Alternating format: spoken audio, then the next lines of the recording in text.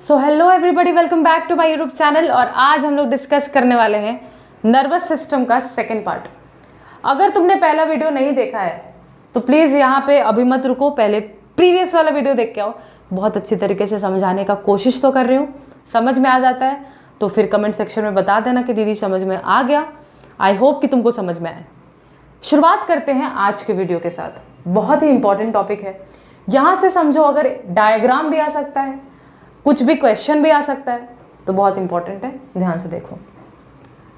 सबसे पहले बेटा, बचपन में तुम क्या पढ़े हो? बचपन से तुम एक बात पढ़े हो कि एक सेल होता है। एक्चुअली बॉडी में बहुत सारे सेल्स होते हैं, मैं एक सेल का भी बात कर रही हूँ, ठीक। एक टाइप का सेल, एक ही टाइप का सेल अगर बहुत सारा मिल जाए, एक ही टाइप का सेल अगर बहुत सारा मिल जाए तो बनता है टिश्यू। ये तुम पढ़ चुके हो। सेल होता है, एक ही टाइप का बहुत सारा सेल मिले तो बनता है टिश्यू। एक ही टाइप का बहुत सारा टिश्यू मिले तो बन जाता है ऑर्गन, हाँ या ना? और फिर दीदी, ऑर्गन्स अगर बहुत सारे हों तो हम उसको कहते हैं ऑर्गन सिस्टम, और ऑर्गन सिस्टम हो तो हम उसी को कह देते हैं बॉडी। तो सेल्स होते हैं हमारी बॉडी में बहुत सारे। एक ही टाइप के सेल्स अगर मिल जाए तो बनेगा टिश्यू, एक ही टाइप के बहुत सारे टिश्यूज मिल जाए तो बनेगा ऑर्गन। ऑर्गन्स अगर बहुत सारे हों तो बन जाता है ऑर्गन का सिस्टम, और फिर पूरा बॉडी। ये पढ़ चुके हो तुम। उसी तरीके से तुम्हारे बॉडी में भी एक चीज है। सॉरी, मम्मी सब्जी बना रही है तो उसका साउंड अगर आ रहा हो। उसी तरीके से तुम्हारे बॉडी में भी एक चीज है जिसको तुम कहते हो न्यूरल टिश्यू। Neural tissue. अगर बेटा ये एक टिश्यू है तो ये बना होगा बहुत सारे सेल्स से, हाँ या ना? टिश्यू है तो बहुत सारे सेल्स से बना होगा। तो हम कहते हैं कि ये दो टाइप के सेल्स से बना है। क्या दीदी? एक तो है सबका पिताजी, मैं लैंग्वेज सुधार के बोल रही हूं। एक है सबका पिताजी और एक है माता जी, कह लो, जो भी कहना है कह लो। सुनो, पहले तो एक चीज को समझो। हमारे बॉडी में भी कुछ होता है जिसको हम कहते हैं न्यूरल टिश्यू। ठीक है दीदी, समझ में आ गया। अगर टिश्यू है तो ये बहुत सारे सेल्स से मिलके बना होगा, तो ये दो टाइप के सेल्स से मिलके बना हुआ है। ये दो जो सेल है हमारे पास, एक को कहते हैं न्यूरॉन, एक को कहते हैं न्यूरोग्लिया। अब बहुत बच्चों को लगता है न्यूरॉन सेल नहीं है, कुछ अलग ही है। नहीं, न्यूरॉन एक सेल है, बस नॉर्मल सेल जैसा दिखाई नहीं देता। बचपन से नॉर्मल सेल ऐसे बना के चले आए हैं। न्यूरॉन तो एक अलग टाइप का बड़ा यूनिक सा स्ट्रक्चर है, उससे 5 मार्क्स का ड्राइंग आ जाता है, तो वो पढ़ना इंपॉर्टेंट है। अच्छा दीदी, और थोड़ा बताइए। सुनो, अपने इर्द गिर्द दीवार को देखो। तुम्हारे इर्द गिर्द जो दीवार है बेटा, वो क्या अपने आप खड़ा है? नहीं, उस दीवार में तुमने ईंटों का इस्तेमाल किया है। ईंटों के कारण वो दीवार है। यानी पूरे दीवार का अगर स्ट्रक्चर देखो तो वो ईंटों के बलबूते खड़ा है, राइट? उसी तरीके से तुम अगर पूरे नर्वस सिस्टम का बात करो तो वो पूरे न्यूरॉन के बलबूते चल रहा है। यानी कि न्यूरॉन एक नर्वस सिस्टम का स्ट्रक्चरल, उसके बलबूते खड़ा है पूरा नर्वस सिस्टम, और फंक्शनल। और न्यूरॉन के बदौलत ही सब कुछ होता है। Functional unit of a nervous system. और थोड़ा बताती हूँ, जरा ध्यान से सुनो। फील नहीं आया होगा टॉपिक का तो बता रही हूँ। मुझ में और इस डस्टर में क्या फ़र्क है? फ़र्क ये है बेटा कि मैं, अगर कोई मुझे थप्पड़ मारे तो मैं रिस्पॉन्स शो कर सकती हूँ, मैं भी उसको 4 थप्पड़ मार सकती हूँ। लेकिन इस डस्टर को कोई थप्पड़ मारे, ये क्या उछल के थप्पड़ मारता है? नहीं दीदी। यानी कि आप कोई भी अगर आसपास चेंजेस हो, आप रिस्पॉन्स शो कर सकती हैं। शायद इसीलिए आप लिविंग हैं, इसीलिए हम आपको लिविंग बीइंग मान रहे हैं। जबकि ये जो डस्टर है ये नॉन लिविंग है। क्यों? क्योंकि इसको कोई कितना भी झटक ले, मार ले, ये उठ के मारने नहीं चला आएगा, तो ये नॉन लिविंग है। तो लिविंग और नॉन लिविंग में फर्क बस इतना है कि लिविंग रिस्पॉन्स दिखा सकता है, नॉन लिविंग नहीं दिखा सकता। समझ में आया? लेकिन लिविंग में ऐसा है क्या जिसके बदौलत वो रिस्पॉन्स दिखा पा रहा है? मेरे अंदर ऐसा है क्या कि मैं रिस्पॉन्स दिखा पा रही हूं? सवाल आना चाहिए दिमाग में। मेरे अंदर पड़ा हुआ है मेरा पूरा नर्वस सिस्टम, और पूरा नर्वस सिस्टम एक दीवार की तरह है जिसका बेसिक स्ट्रक्चर न्यूरॉन होता है। और दीदी थोड़ा एक और एग्जांपल, कल ही मैंने एग्जांपल दिया था प्रीवियस वाले वीडियो में। क्या दिया था कि मैं जस्ट रोड पे चल रही थी और मैंने देखा कि एक फुचका वाले अंकल बैठे थे। फुचका को देखते ही मेरे फोटो रिसेप्टर्स ने जो है फुचका का पिक्चर को अपने दिमाग में कैच किया, स्मेल के ज़रिए मैंने उसको कैच किया। तो मेरा सवाल ये है कि मेरे शरीर के अंदर ऐसा क्या है जो मुझे ये महसूस करने में मदद कर रहा है, फिर मेरे ब्रेन तक सिग्नल पहुंचा रहा है, फिर मेरा ब्रेन आदेश देता है कि पूजा के पैर चल तू और जाकर के फुचका खा ले। ऐसा क्या है मेरे बॉडी के अंदर जो ये सब चीज़ करने में मदद कर रहा है मेरा? इसको कहते हैं न्यूरॉन। कभी सुने हो पैरालाइज हो गया है किसी का हाथ पैर? क्यों? मान लो किसी का ये हाफ बॉडी पैरालाइज्ड है, यानी कि इस हाफ बॉडी में कुछ फील नहीं होगा उसको। तुम टच करोगे तो भी वो फील नहीं कर पाएगा क्योंकि उसके सारे न्यूरॉन्स बंद हो गए, काम करना खत्म। तो कुछ है ही नहीं जो इंफॉर्मेशन लेके जा पाए। समझ पा रहे हो? तो एक लिविंग और नॉन लिविंग में बेटा फर्क यही है कि लिविंग बीइंग के अंदर ऐसा न्यूरॉन्स है जिसके मदद से वो रिस्पॉन्स कर पाता है, लेकिन नॉन लिविंग में ऐसा कुछ नहीं है। ठीक है? तो न्यूरॉन तुम बोल सकते हो तुम्हारे पूरे इस नर्वस सिस्टम का स्ट्रक्चरल और फंक्शनल पार्ट है, उसके बदौलत ही सब कुछ चल रहा है। ठीक है? तुम्हारे दीवार में ईंटों को तुमने लगाया जरूर है, बट क्या एक के ऊपर एक ईंटा बिछाया है? नहीं। ईंटा सीमेंट, ईंटा सीमेंट, ऐसा कुछ किया है? Bricks cement, bricks cement. तो जो सीमेंट है वो बस सपोर्ट के लिए है, उसका वैसे तो कोई काम नहीं है, वो बस सपोर्ट के लिए वहां पे खड़ा है। ऐसा तो नहीं है कि पूरा सीमेंट का दीवार है, नहीं। सीमेंट बस थोड़े थोड़े मात्रा में सपोर्ट के रूप में खड़ा है। उसी तरीके से तुम्हारे इन न्यूरॉन्स को सपोर्ट करने के लिए कुछ डिफरेंट टाइप्स के सेल हैं जिनको हम साथ में न्यूरोग्लिया कहते हैं। वैसे तो बहुत सारे डिफरेंट टाइप्स के सेल हैं जो तुम्हारे न्यूरॉन को सपोर्ट कर रहे हैं, लेकिन हम उनको एक साथ न्यूरोग्लिया कहते हैं। तो न्यूरोग्लिया क्या है दीदी? न्यूरोग्लिया सपोर्टिंग एलिमेंट है पूरे नर्वस सिस्टम का। पूरे नर्वस सिस्टम का वो बस सपोर्ट के रूप में खड़ा है, supporting element of nervous system. ठीक है? तो न्यूरॉन स्ट्रक्चरल और फंक्शनल यूनिट है, जबकि न्यूरोग्लिया सपोर्टिंग एलिमेंट है। दोनों ही सेल्स होते हैं, ये याद रखना, क्योंकि टिश्यू सेल्स से ही बनता है। न्यूरॉन सेल होते हुए भी डिवाइड नहीं कर सकता। न्यूरॉन जो होता है ना वो सेल है, सेल अपने आप को डिवाइड कर सकते हैं, लेकिन न्यूरॉन जबकि एक सेल है वो अपने आप को डिवाइड नहीं कर सकता। फिर दीदी काम कैसे चलेगा? वो अपने आप को ग्रो जरूर कर सकता है, बड़ा जरूर कर सकता है अगर वो चाहे तो। ठीक है? लेकिन न्यूरोग्लिया ये भी एक डिफरेंट टाइप्स के सेल हैं, ये अपने आप को डिवाइड कर पाते हैं, they can divide themselves. Okay? तुम्हारे बॉडी में मैंने क्या बताया, मेरे को कोई थप्पड़ मारे तो थप्पड़ का जो इंफॉर्मेशन है मेरे ब्रेन तक गया, फिर ब्रेन से मेरे हाथों तक गया कि उठ के तू भी 4 थप्पड़ मार। ये जो इन्फॉर्मेशन गया, सॉरी अगर किसी को लग रहा हो दीदी कुछ ज़्यादा ही अग्रेसिव हो रही है, बट ये जस्ट एग्जाम्पल है। ठीक है? ऐसे रियल लाइफ में इतना अग्रेशन नहीं है मेरे पास, थोड़ा बहुत है, लेकिन सुनो। तो मैंने क्या बताया? मैंने ये बोला कि तुम्हारे बॉडी के अंदर इंफॉर्मेशन लेके जाने का और वापस ब्रेन से दोबारा तुम्हारे बॉडी के पास पहुंचाने का जो काम है वो न्यूरॉन करता है। तो neuron carries information. Okay? Neuron ही है वो तुम्हारे बॉडी का हिस्सा जो तुमको लिविंग बना रहा है, ये इंफॉर्मेशन कैरी करता है। लेकिन न्यूरोग्लिया भी सेल्स जरूर हैं जो न्यूरल टिश्यू में प्रेजेंट है, नर्वस सिस्टम में प्रेजेंट है, लेकिन ये इंफॉर्मेशन को कैरी नहीं करते हैं। कैरीज इंफॉर्मेशन में मैं एक इसको क्रॉस लगाती हूँ बिकॉज ये इंफॉर्मेशन कैरी नहीं करता और ये करता है।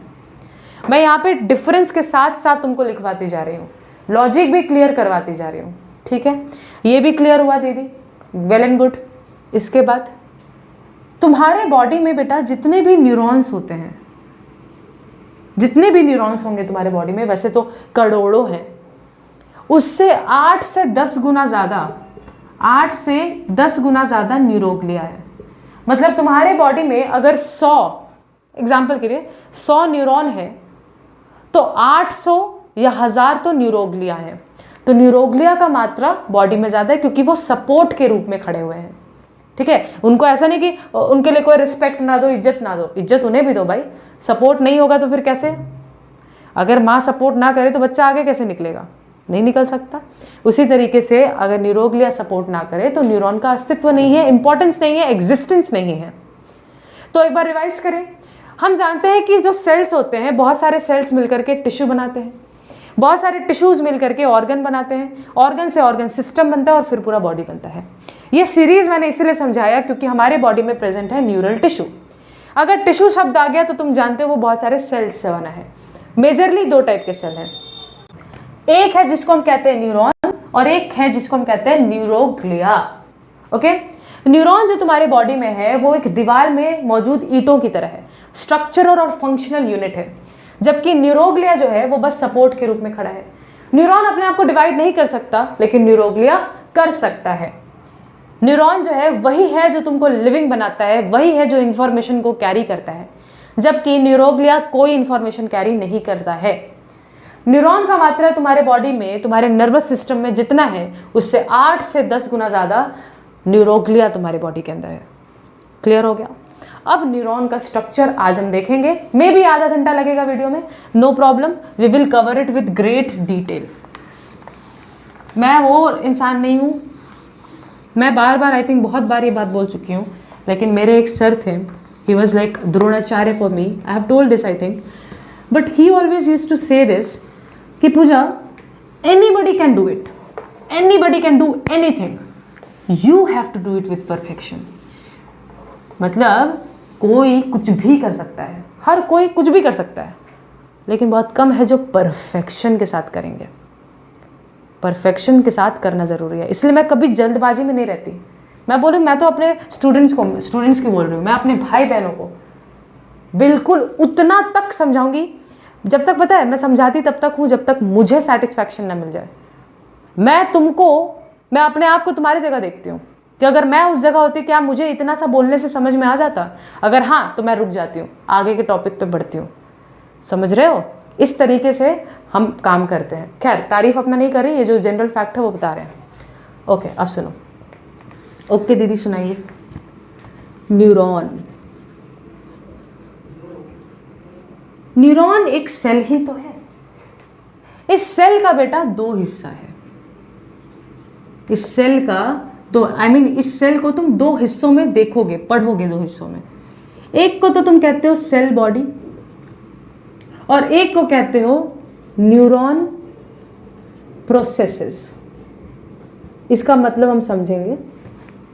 सेल बॉडी का बहुत सारा नाम है। सेल बॉडी को तुम साइटोन भी कहते हो, सेल बॉडी को पेरिकार्डिया कहते हो और सेल बॉडी को सोमा भी कहते हो। हमारा जो न्यूरॉन प्रोसेसेस है बेटा, इसको भी 2 तुम पार्ट में पढ़ोगे, 2 पार्ट्स में। एक को तो तुम कहते हो डेंड्राइट्स और एक को कहते हो एक्शन। जो पढ़ चुके हैं वो समझ रहे हैं, नहीं पढ़े हैं कोई बात नहीं है, मैं समझाऊंगी भाई, ठीक है? ये समझ में आ गया बेटा? तो न्यूरॉन को हम 2 पार्ट्स में पढ़ते हैं, सेल बॉडी और न्यूरॉन प्रोसेसेस। सेल बॉडी में साइटोन, सोमा, पेरिकार्डिया, ये सारे नाम यूज किए जाते हैं सेल बॉडी के लिए। और न्यूरॉन प्रोसेसेस में 2 पार्ट्स हैं, डेंड्राइट्स और एक्शन। याद रखो, जैसे जैसे बता रही हूँ याद रखते जाओ, ठीक है? अब सुनो, अब हम न्यूरॉन का स्ट्रक्चर पढ़ेंगे, तो ज़रा ध्यान से उस चीज़ पे गौर करेंगे, ठीक है? सबसे पहले बेटा, न्यूरॉन बहुत ही वियर्ड दिखता है, नॉर्मल सेल की तरह नज़र नहीं आता। बचपन से नॉर्मल सेल ऐसे बना लिया करते थे, बचपन से जो है हम सेल इस तरीके से बनाते थे। लेकिन न्यूरॉन का प्रॉब्लम क्या है? न्यूरॉन इतना प्यारा क्यूट सा नहीं दिखाई देता। न्यूरॉन एक भयानक शक्ल का है, लेकिन दिखने में चाहे जैसा हो, उसके बदौलत तुम लिविंग कहला रहे हो, तो रिस्पेक्ट तो ज़रा ज़रूर देना उसको, ठीक है। तो देखते हैं, देखो मेरा जो डायग्राम है वो बहुत बकवास है, आई एम रियली सॉरी, लेकिन बुक को थोड़ा रेफर कर लेना अगर तुमको यहाँ समझ में मेरा डायग्राम ना आए तो।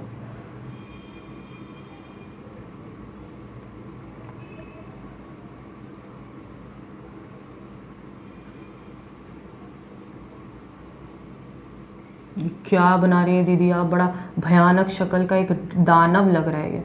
भाई मेरे को भी ये वैसे ही लगता था, लेकिन मुझे ये टॉपिक बहुत अच्छा लगता था, बहुत ज़्यादा, क्योंकि मुझे ह्यूमन बॉडी के बारे में पढ़ने में सच में बहुत मज़ा आता था। भले ही मैं कॉमर्स बैकग्राउंड से हूँ बेटा, मैंने साइंस नहीं लिया था, लेकिन मुझे ये पढ़ने में बहुत मज़ा आता था ह्यूमन बॉडी के बारे में।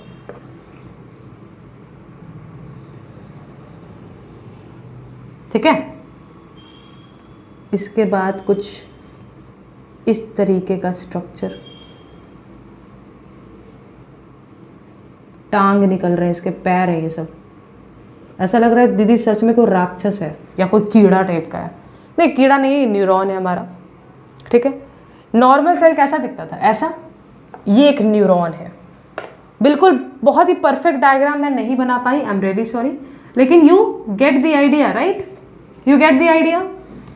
न्यूरॉन का दो पार्ट्स था, सेल बॉडी और cell processes, I mean neuron processes. सबसे पहले सेल बॉडी को डिस्कस करते हैं। ये जो तुम बीच का हिस्सा देख रहे हो, ये वाला हिस्सा, ये बीच का हिस्सा, इसी हिस्से को बेटा कहते हैं सेल बॉडी। तो दीदी आप कह रही हैं कि ये जो बीच का हिस्सा है गोल वाला, इसी को हम कहते हैं सेल बॉडी।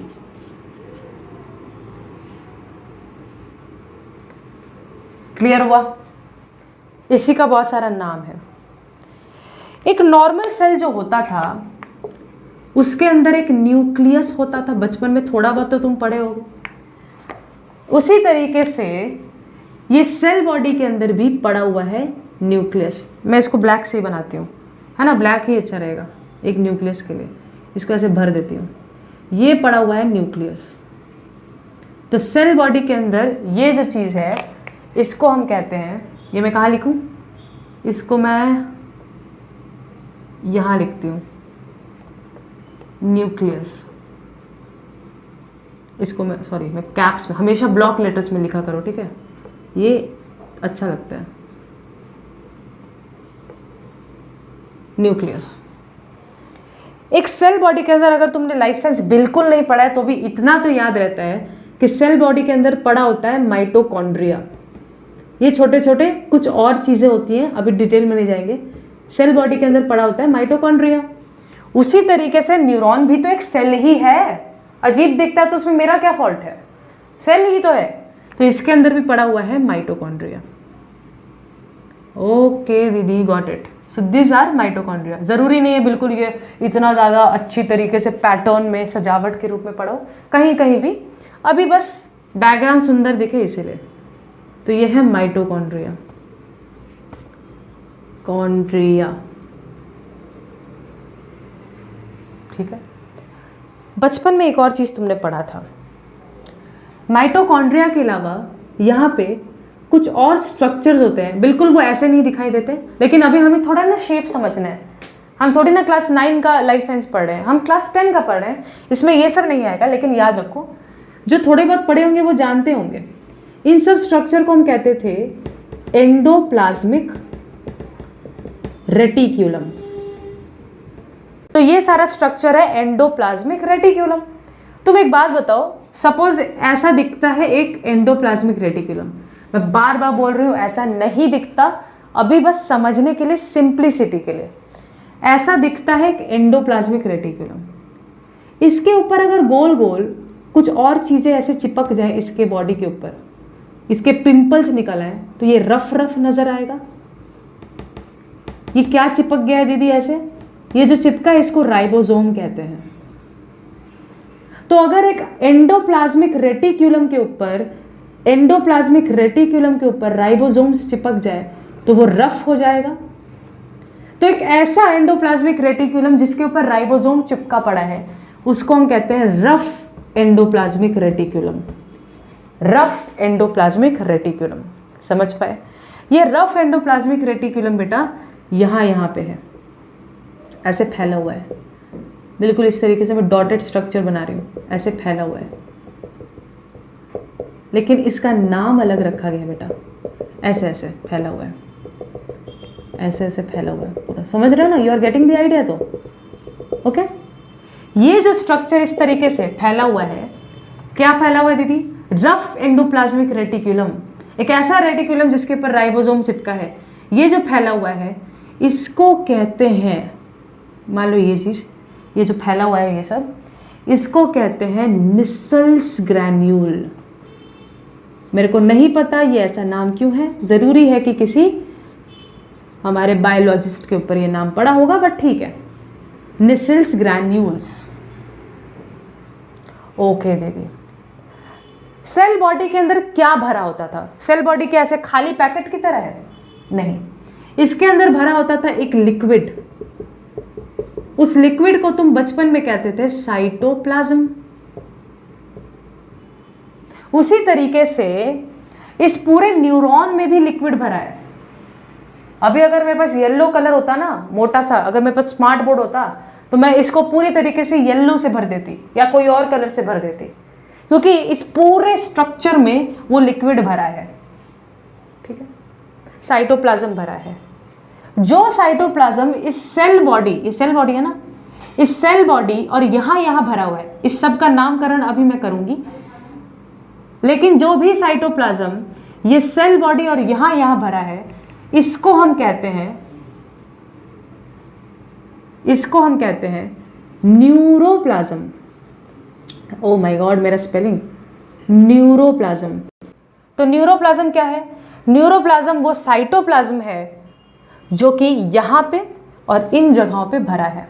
यहाँ पे भी तो दीदी भरा है, यहाँ पे भरा जरूर है, इसका नाम कुछ और होता है ना, जगह के हिसाब से नाम। भरा सब जगह साइटोप्लाज्म है, यहाँ पे जो भरा है उसका नाम अलग है, यहाँ पे जो भरा है उसका नाम अलग है, उस पर अभी हम जस्ट आएंगे। ठीक है, इसी के साथ तुम्हारा सेल बॉडी वाला हिस्सा कंप्लीट होता है। क्या दीदी?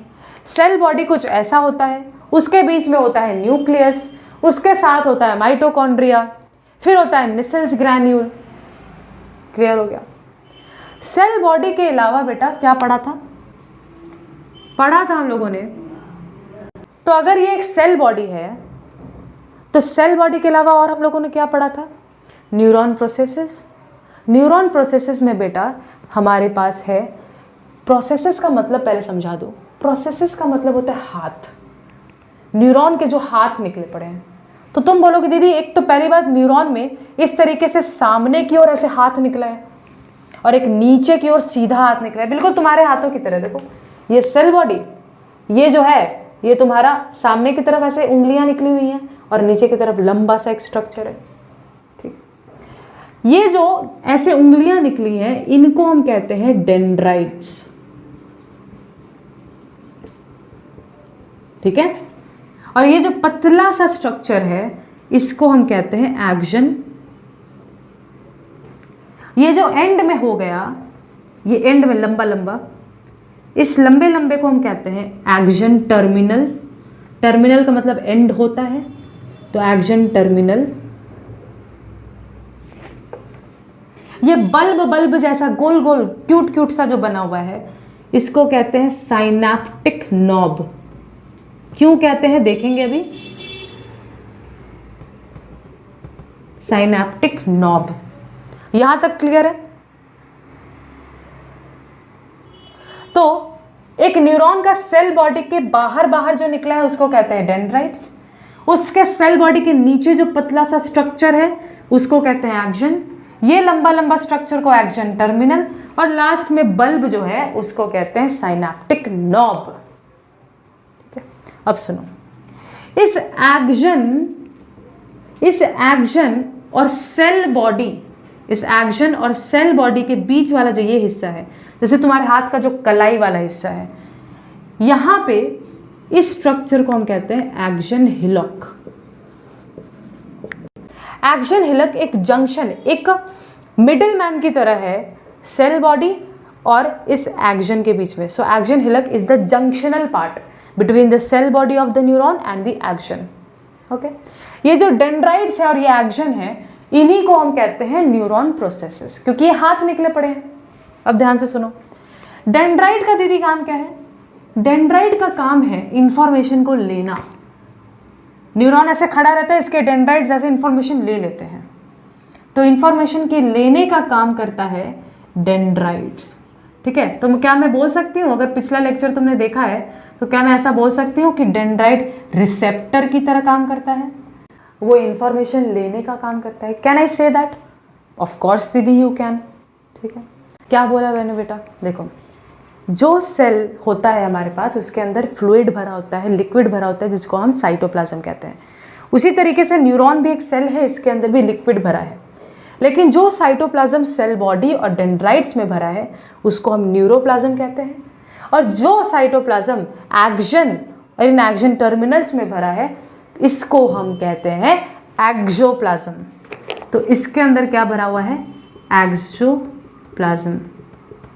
एक और इंपॉर्टेंट बात, ये निसेल्स ग्रैन्यूल्स जो मैंने बनाए थे, जो कि रफ एंडोप्लाज्मिक रेटिकुलम पड़े हुए हैं, ये सिर्फ और सिर्फ सेल बॉडी और डेंड्राइट्स में मिलता है, एक्शन में ये नहीं मिलता. तो क्वेश्चन आ सकता है, is Nissl's granule present inside the exoplasm? It is not present in the exoplasm. It is only present in the cell body and the dendrites. Is that clear? ये न्यूरॉन है, लेकिन न्यूरोग्लिया क्या था? याद करो, न्यूरोग्लिया दीदी supporting element था, और बहुत सारे सेल्स को मिला करके हम न्यूरोग्लिया कह रहे थे. उसी तरीके से एक सेल है जिसको हम कहते हैं स्क्वान सेल. बहुत जन बोलते हैं इसको Schwann cell. I have no idea, चलो इसको श्वान बोलते हैं, इजी होगा प्रोनाउंस करने में. श्वान भी बोल सकते हो, जो बोलना है बोलो. तो सपोज ये श्वान सेल है, ये क्या है? ये एक न्यूरोग्लिया है और ये सपोर्ट की तरह काम करता है.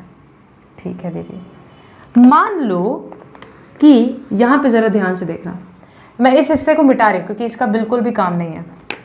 मान लो कि ये है स्क्वान या श्वान सेल, एक न्यूरोग्लिया है. मान लो कि ये एक प्लास्टिक है. ठीक है, एक प्लास्टिक की तरह इसको ट्रीट करो. प्लास्टिक का पैकेट होता है ना, लूज सा प्लास्टिक का पैकेट. ठीक है, वैसा कोई एक पैकेट है.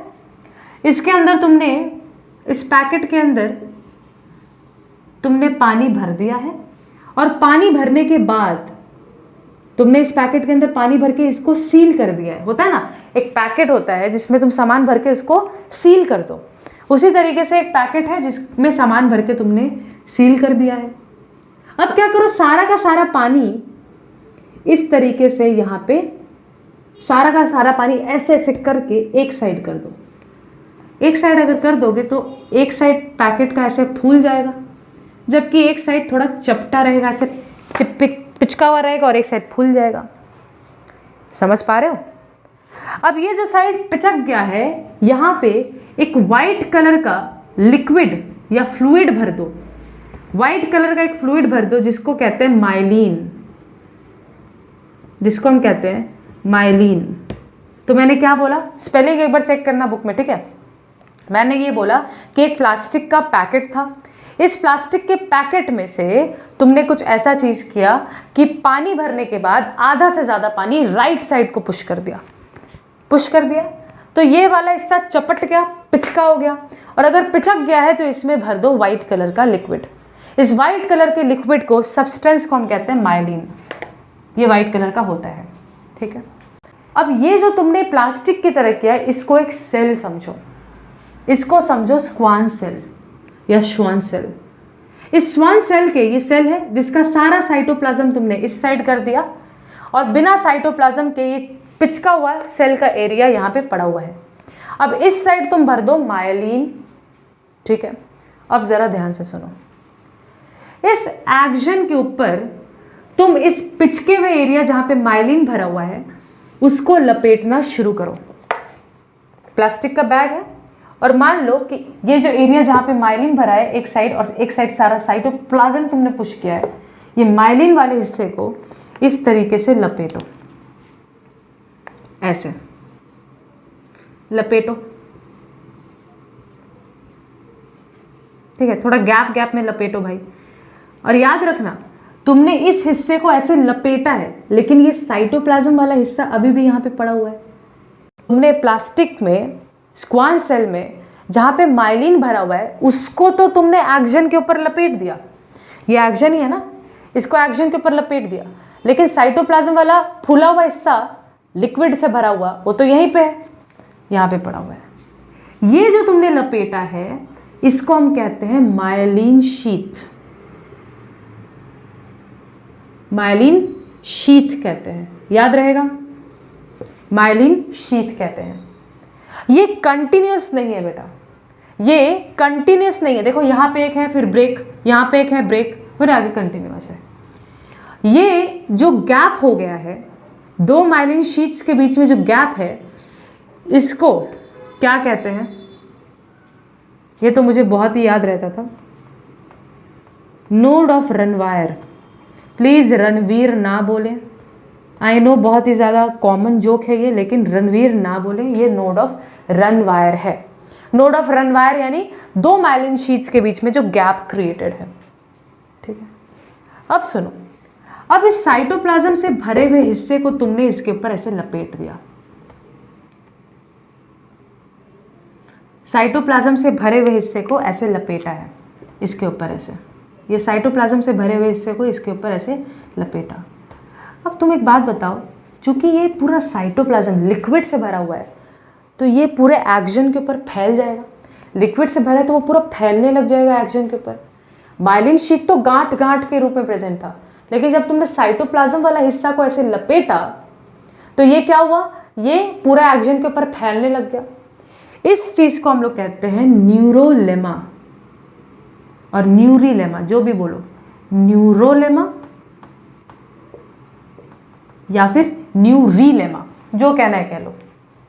तो मैंने क्या बताया, मैंने बोला कि स्क्वान सेल का या श्वान सेल का वो हिस्सा जिसमें माइलिन भरा है, तुमने जब इसको ऐसे लपेटा तब तुम उस स्ट्रक्चर को कहने लग गए माइलिन शीथ। और फिर जो साइटोप्लाज्म वाला हिस्सा था जब तुमने उसके ऊपर रख दिया तो वो फैल गया और उसको तुम कहने लग गए न्यूरोलेमा। मेरा सवाल है, ये जो है ये एक्जन है, यहाँ पे तुमने माइलिन शीथ लपेटा है, तो ये है माइलिन शीथ और ये है नोड ऑफ रनवेयर। तो मेरा सवाल ये है कि ये माइलिन शीथ क्या नोड ऑफ रनवेयर पे प्रेजेंट है? नहीं दीदी। फिर जब माइलिन शीथ को कवर करने के बाद तुमने श्वान सेल का साइटोप्लाज्म वाला हिस्सा को लगाया तो चूंकि उसमें साइटोप्लाज्म भरा था वो फैल गया, उसको हम लोग न्यूरोलेमा कहने लग गए। मेरा सवाल है, क्या न्यूरोलेमा नोड ऑफ रनवेयर पे प्रेजेंट है? हाँ है, क्योंकि वो फैल गया है इसलिए वो नोड ऑफ रनवेयर पे प्रेजेंट है। याद रहेगा, याद रहेगा, ठीक है। सो ये तुम्हारा साइटोप्लाज्म का एक स्ट्रक्चर है बेटा, अभी खत्म नहीं हुआ है, सुनो। तुम्हारा न्यूरॉन जो है इन डेंड्राइट्स के मदद से इलेक्ट्रिक इंफॉर्मेशन लेता है, बिल्कुल इलेक्ट्रिक इंफॉर्मेशन लेता है। अभी तुमको इमेजिन करने में दिक्कत हो रहा होगा, लेकिन इसको तुम समझो झटके होते हैं ब्रेन में, इलेक्ट्रिक इंफॉर्मेशन लेता है। ये इंफॉर्मेशन को डेंड्राइट्स कैच करते हैं, सेल बॉडी में भेजते हुए एक्शन की तरफ ट्रांसफर करते हैं। एक अगर न्यूरॉन इस तरीके से है बेटा, दूसरा न्यूरॉन इस तरीके से है, तो जब यहां से इंफॉर्मेशन कैरी करके नीचे जाता है तो ये अगले न्यूरॉन पे अगर गैप होगा तो उसको इंफॉर्मेशन को लूज हो जाना चाहिए। अरे तुम सोचो ना, ऐसे इलेक्ट्रिक इंफॉर्मेशन जा रहा है और बीच में गैप हो गया तो इंफॉर्मेशन खत्म हो जाना चाहिए, लेकिन ऐसा होता नहीं है। सुनो क्यों, जरा ध्यान से। दो न्यूरॉन्स के बीच में, ये एक न्यूरॉन है और ये एक न्यूरॉन है, पिछले न्यूरॉन के एक्शन और सामने वाले न्यूरॉन के डेंड्राइट्स के बीच में ये जो गैप होता है, ये न्यूरॉन है और अगला न्यूरॉन नीचे से शुरू होगा, तो इन दो न्यूरॉन्स के बीच में जो गैप होता है इसको कहते हैं साइनैप्स। साइनैप्स। सो साइनैप्स बेसिकली एक गैप होता है एक सामने वाले न्यूरॉन के साइनैप्टिक नॉब एंड पे और अगले वाले न्यूरॉन के डेंड्राइट्स के बीच में जो गैप होता है उसको बोलते हैं साइनैप्स। अब सुनो, जब इलेक्ट्रिक इंफॉर्मेशन आ रहा था तब तुमको एक चीज समझ में आना चाहिए कि ये जो साइनैप्टिक नॉब प्रेजेंट है, व्हाट काइंड ऑफ स्पेलिंग मैंने लिखा है यहाँ पे, ये तो एक न्यूरॉन का जो एंड है, इस एंड को हम कहते हैं साइनैप्टिक नॉब। इस साइनैप्टिक नॉब के अंदर कुछ केमिकल्स होते हैं जिनको हम कहते हैं न्यूरोट्रांसमीटर। न्यूरोट्रांसमीटर क्या कहते हैं? इन केमिकल्स को हम कहते हैं, यहाँ पे लिख देती हूँ, इन केमिकल्स को कहते हैं न्यूरोट्रांसमीटर। ठीक है, तो होता क्या है, ये न्यूरोट्रांसमीटर इस इलेक्ट्रिक इंफॉर्मेशन जो आ रहा है, इस साइनैप्टिक नॉब में जब इलेक्ट्रिक इंफॉर्मेशन आएगा तो इन केमिकल्स को वो पुश कर देगा। तुम सोचो ना, इलेक्ट्रिक इंफॉर्मेशन आया और ऐसे केमिकल्स पड़े हुए थे गोल गोल आकार के, तो वो पुश हो जाएंगे और वो इस दो न्यूरॉन्स के बीच में ये जो खाली गैप है, इस जगह पे जिसको तुम साइनैप्स कह रहे हो, इस जगह पे एक केमिकल रिलीज कर देंगे। समझ में आ रहा है? इस केमिकल को न्यूरोट्रांसमीटर कहते हैं। मैंने क्या बोला? ये जो इलेक्ट्रिक इंफॉर्मेशन है ये आया, साइनैप्टिक नॉब पे पहुंचा, साइनैप्टिक नॉब के अंदर है न्यूरोट्रांसमीटर्स, कुछ केमिकल्स जो पुश होते ही साइनैप्स में रिलीज हो जाते हैं। फिर ये साइनैप्स में जब रिलीज होंगे तो देखो क्या होगा, यहाँ से इंफॉर्मेशन आया, इस एक्शन से होते हुए केमिकली ट्रांसफर हुआ अगले न्यूरॉन के डेंड्राइट्स पे और ऐसे ट्रांसफर बरकरार रहता है। समझ में आया? कुछ न्यूरोट्रांसमीटर्स के नाम एग्जाम में डायरेक्टली पूछे जाएंगे। सबसे कॉमन तुम्हारे बुक का फेवरेट क्वेश्चन है ये, एक न्यूरोट्रांसमीटर का नाम बताओ। तो मैं दो बता देती हूँ तुमको। एक है जिसको तुमको याद रखना ही पड़ेगा, एसिटिलकोलिन। एसिटिलकोलिन एक न्यूरोट्रांसमीटर है। न्यूरोट्रांसमीटर क्या होता है? एक केमिकल होता है जो कि जब इंफॉर्मेशन आता है तो वो साइनैप्स में रिलीज हो जाता है ताकि वही इंफॉर्मेशन को अगले न्यूरॉन में पास ऑन किया जाए। फिर अगले न्यूरॉन में होते हुए फिर वो अगले न्यूरॉन के साइनैप्स पे एक और केमिकल रिलीज हो जाएगा और ऐसे पूरा प्रोसेस चलता रहेगा। ये जो न्यूरोट्रांसमीटर है सबसे कॉमन जो है उसको बोलते हैं एसिटिलकोलिन, नाम याद रखना ही पड़ेगा। और एक और है जिसको हम कहते हैं डोपामीन। डोपामिन, ठीक है। सो ये पूरा न्यूरॉन का स्ट्रक्चर था बेटा। मैंने अभी जस्ट इंडिगो रिवोल्ट का शूटिंग किया था, तुम देखोगे वीडियो बहुत लंबा है वो वाला, और अभी जस्ट मैं इसका भी शूटिंग कर रही हूँ। लगभग 2 घंटे से मैं शूट कर रही हूँ। पैर अब दुख रहा है, लेकिन अगर तुमको समझ में आ गया then hit that like button, please share with your friends if you are finding this helpful. और कहीं पे भी डाउट रह गया हो प्लीज़ बता दो कमेंट सेक्शन में, उसको नेक्स्ट वीडियोज़ में मैं पिकअप कर लूँगी। ठीक है, thank you so much for watching, take care, stay safe, bye.